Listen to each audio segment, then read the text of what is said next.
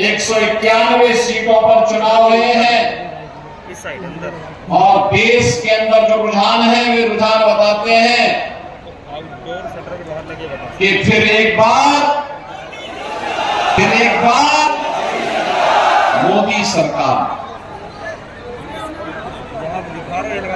लोग जहां कहीं भी जाओ एक ही बात कहते हैं, मोदी सरकार लाने के लिए लोगों के मन में एक नई उत्सुकता है और ये अचानक नहीं है बहनों भाइयों। पिछले 10 वर्ष के अंदर भारत में जो परिवर्तन करके मोदी जी ने दिखाया है, इसके प्रति आम जनमानस के मन में एक सम्मान और श्रद्धा का भाव है और हर व्यक्ति चाहता है कि मोदी जी तीसरी बार देश के प्रधानमंत्री बने। भाइयों,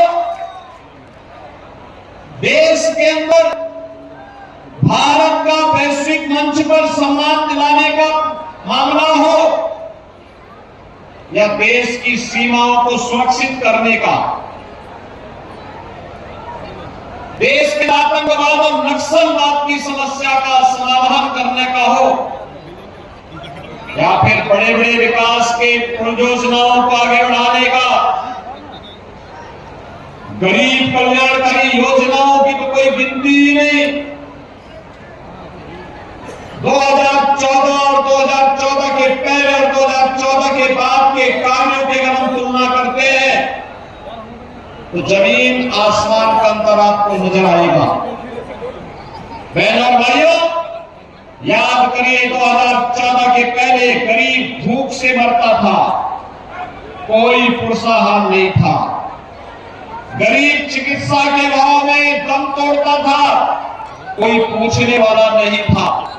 2014 के पहले गरीब के घर में या सामान्य परिवारों के घर में भी अगर रसोई गैस का सिलेंडर कभी समाप्त हो जाए और दूसरी मसा नहीं है, उसको तत्काल रसोई गैस नहीं मिल पाती थी क्योंकि कीमत थी, ब्लैक मार्केटिंग होती थी और अगर किसी ने कुछ ज्यादा बोल दिया तो पुलिस के डंडे पड़ जाते थे।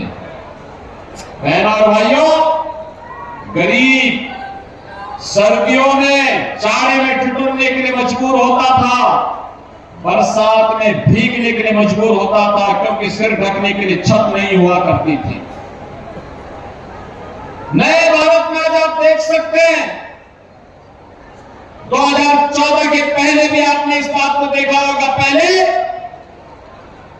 ये गर्मी है, इस समय बुंदेलखंड और तमाम क्षेत्रों में टैंकर से पानी जाने थे, गांव के गांव खाली हो जाते थे क्योंकि सूखा पड़ जाता था। बहनों और भाइयों, 2014 के बाद का भारत आज 80 करोड़ लोग देश के अंदर फ्री में राशन की सुविधा प्राप्त कर रहे हैं। 80 करोड़ लोग, 60 करोड़ लोगों को आयुष्मान भारत की सुविधा मिल रही है। 50 करोड़ लोगों के जनधन अकाउंट खुल गए। अगर ये 60 करोड़ लोग जिन्हें आयुष्मान भारत की सुविधा प्राप्त हो रही है, इनमें से या इसके बाद अगर कोई अन्य व्यक्ति कभी उसके परिवार में कोई बीमार होता है, सुविधा नहीं, उसके पास इतना साधन नहीं, अगर वह हमारा विधायक, सांसद या कोई पदाधिकारी या वह पीड़ित भी अगर मुझे पत्र भेज देता है तो हम उसके खाते में सीधे पैसा भेजते हैं क्योंकि मोदी जी ने अकाउंट खोल दिया है और पैसा भेज करके उसे कहते हैं निश्चिंत होकर के अपना उपचार कराओ। जब सरकार साथ में खड़ी है तो चिंता की कोई बात नहीं। बहनों भाइयों, किसान सम्मान निधि प्राप्त करना है। 2014 के पहले किसान आत्महत्या करता था, नौजवान पलायन करता था। आपने देखा होगा कि अकेले उत्तर प्रदेश में हम लोगों ने 6.5 लाख नौजवानों को सरकारी नौकरी दी, 61 लाख नौजवानों को निजी क्षेत्र में वे निवेश में नौकरी की सुविधा प्रदान कराई। 2.25 करोड़ हस्तशिल्पी, कारीगर और स्टार्टअप स्थापित करने वाले नौजवानों को, उद्यमियों को हम लोगों ने स्वतः रोजगार के साथ जोड़ने का काम किया। और प्रधानमंत्री मोदी जी के नेतृत्व में विगत 1 वर्ष में भारत सरकार ने 10 लाख युवकों को नौकरी उपलब्ध कराने का काम किया है। आज नौजवानों के नई योजना, प्रधानमंत्री स्टार्टअप की योजना, प्रधानमंत्री स्टैंड अप की योजना, प्रधानमंत्री मुद्रा की योजना, उत्तर प्रदेश के अंदर स्वामी विवेकानंद तकनीकी सक्षमता की दृष्टि से टैबलेट वितरण के कार्यक्रम, यही अंतर है। समाजवादी पार्टी की जब सरकार थी, वह नौजवानों के हाथों में तमचे पकड़ाता था, उसके जीवन के साथ खिलवाड़ करती थी सरकार। और आज हमारी सरकार टैबलेट पकड़ा रही है, नौजवान के हाथ में टैबलेट, स्मार्ट युवा बने।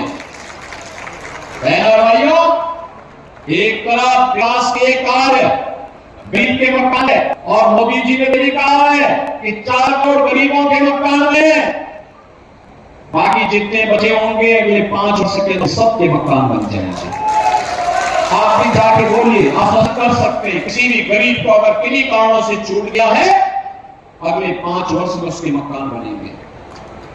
जिसके बाद कार्ड में 70 वर्ष से ऊपर का हर व्यक्ति आयुष्मान भारत के कार्ड का भागीदार बनेगा।